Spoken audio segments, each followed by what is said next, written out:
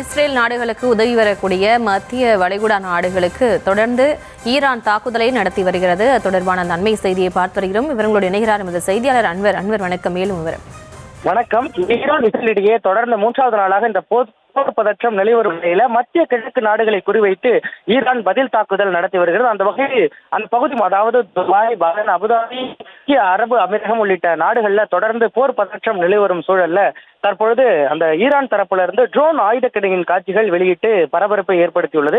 குறிப்பாக அமெரிக்க இஸ்ரேலியை நோக்கி அந்த இஸ்ரேலுடைய படைகளை, இலக்குகளை தாக்குவதற்கு துல்லியமாக தாக்கக்கூடிய ட்ரோன் ஆயுதக்கிடையின் காட்சிகள் தற்போது ஈரான் தரப்பிலிருந்து வெளியிடப்பட்டுள்ளது. குறிப்பாக ஈரான் மீது இஸ்ரேல் பிப்ரவரி 28ஆம் தேதியிலிருந்து வான்வழி தாக்குதல் தொடர்ந்து நடத்தி நேற்று முன்தினம் ஈரானுடைய உச்சபட்ச தலைவரை கொன்ற நிலையில தொடர்ந்து பதில் எதிர் தாக்குதல் தீவிரமாக இருக்கும் என ஈரான் தரப்பில் எச்சரிக்கை விடுக்கப்பட்டு தொடர்ந்து தாக்குதலில் ஈடுபட்டு வருகிறது. குறிப்பாக அமெரிக்காவிற்கும் ஈரானுக்கும் இடையே இந்த அணுசக்தி ஒப்பந்தம் தொடர்பாக பல்வேறு கட்ட பேச்சுவார்த்தைகள் நடைபெற்று அது தோல்வியில் முடிந்த நிலையில் 3 நாட்களுக்கு முன்பாக இஸ்ரேல் ஈரானை தாக்கியது. அதனைத் தொடர்ந்து பல்வேறு வகைகளில் வான்வழி தாக்குதலில் தொடர்ந்து ஏவுகணைகள், ட்ரோன்கள் மூலம் இரு நாடுகளும் தாக்கி வரும் நிலையில தொடர்ந்து அந்த மத்திய வளைகுடா நாடுகளை சேர்ந்த அந்த அமெரிக்கா இஸ்ரேல் அதாவது அமெரிக்காவுடைய வான்வழி படை, தரைவழி பாதுகாப்பு படை உள்ளிட்ட தளவாடங்களை அழிக்க தொடர்ந்து ஈரான் தாக்குதல் நடத்தி தற்பொழுது அந்த நாடுகள் முழுவதும் போர் பதற்றமானது நிலவி வருகிறது.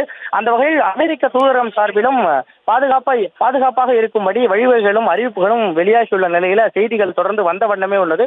குறிப்பாக ஈரானுடைய உச்சபட்ச தலைவரை கொன்ற நிலையில் அதற்கு பதிலடி கொடுக்கும் விதமாக ஈரானுடைய தாக்குதல் தொடர்ந்து ஈடுபட்டு வரும் நிலையில் இன்றைய காலை ஈரானுக்கு ஆதரவாக லெபனானும் தொடர்ந்து இஸ்ரேலை தாக்கிய நிலையில தொடர்ந்து இஸ்ரேல் ஈரான் மட்டுமின்றி லெபனானையும் தாக்க தொடங்கியுள்ளது. அந்த வகையில தற்பொழுது ஈரான் அந்த ட்ரோன் ஆயுதக்கிடையின் காட்சிகள், அதாவது பிராந்தியத்தில் இருக்கக்கூடிய அமெரிக்க இஸ்ரேலிய படைகளை துல்லியமாக தாக்கக்கூடிய ஆயுத கிடங்கின் ட்ரோன் காட்சிகள் தற்போது வெளியாகி பரபரப்பை ஏற்படுத்தியுள்ளது.